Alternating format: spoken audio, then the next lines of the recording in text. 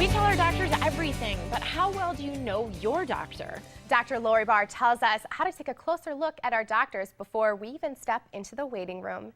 Dr. Lori Barr, thank you so much for coming. Well, happy Friday. Happy Friday! To talk about vitality. Exactly, exactly. And how can we start examining our doctors before we even pick them? Well, you know, there are 9 million people now who are in the healthcare system, new converts to healthcare, right? They have their insurance now, and they're scared. They don't know how to pick their doctor. So I have a 5-step method to help people learn how to examine their doctor before they ever lay a finger on you. Wow. Excellent. So let me tell you those 5 steps. The first step is look. You've got to look around. You've got to look at the office. Is it clean? Is it bright? Are there coffee stains on the counters? Is it nasty looking?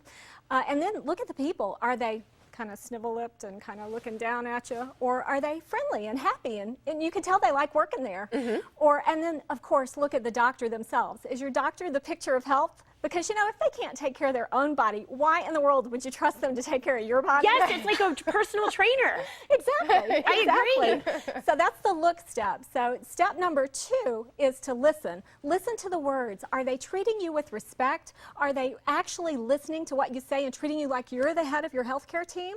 And then also, the third step is to feel. You need to see how it feels when your doctor shakes your hand and when they touch your body.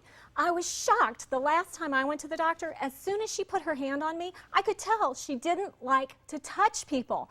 Why would you go into medicine if you don't like to touch people? How silly. So that's the third thing. And then number 4 is smell. Smell the environment. Is it clean and fresh, or does it smell like stuff you don't want to be smelling? Agree. Okay? You know, and finally, don't be afraid to ask. You've got to be comfortable asking your doctor questions.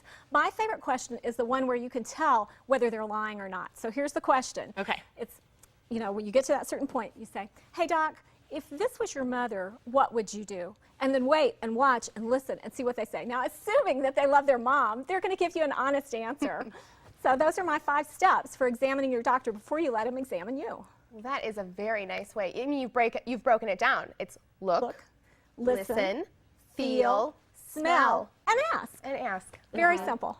But why do you think there is such a disconnect, though? Because a lot of people don't do this. You know, when they get a new job or they've got their healthcare provider, they just walk in, they sit down, they examine them, and they leave. There's not a lot of thought process that goes behind it. That's because they don't realize that they have the power to plan the agenda before they go in. You've got to know what you want for your doctor, and you've got to let them know when you walk in the office. And that's why, you know, I'm all about teaching people about vitality.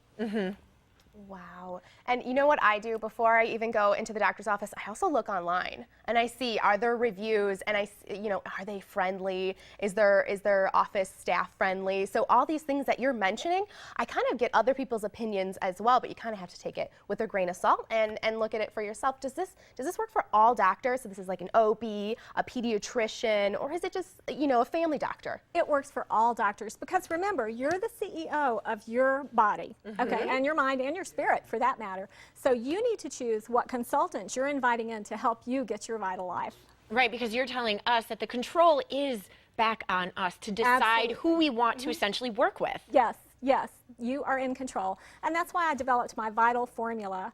And the Vital Formula really is the key step for becoming a person who lives their best life ever. V in Vital is for vary. Vary your activity. Vary what you put into your body. Vary what you do with it. And the I in Vital is intuition. Trust your gut. If you go into that office, and no matter how many diplomas are on the wall, if you go in there and you don't feel right, just say, you know what, this is not for me. I need to cancel my appointment. Okay, and the T in Vital is for track. Track your progress. If you're doing more, if you're going out more with your family, that's great. If you're having more sex, write that down. That's so exciting. Okay, so You're so cute. and the A in Vital is align. Align yourself with the giver of all gifts, and also align yourself with people around you who embrace your ideas and who are going to help you have that exciting vital life you want. And the L in Vital is the most important one, lighten up. Don't take yourself so seriously. I mean, we're here to have fun. We're here to uplift people, and we can't do that if we're taking ourselves so seriously. So that's my Vital Formula. That is wonderful. I feel inspired. I do too. Awesome. And we can read more about this in your book. Yes, you can. Think and grow well. Think and grow well. Visit examineyourdoctor.com and get tools to help you examine your doctor and feel more comfortable asking questions. Plus a chapter from the audio version of Lori's book, Think and Grow Well. That's examineyourdoctor.com. Coming up, we have monsoons, but Hollywood has an even bigger storm. Meet two of the stars from Into the Storm straight ahead. And one person's trash is another person's treasure. We'll tell you about the thrift store that helps women overcome addiction and alcoholism. We'll be right back.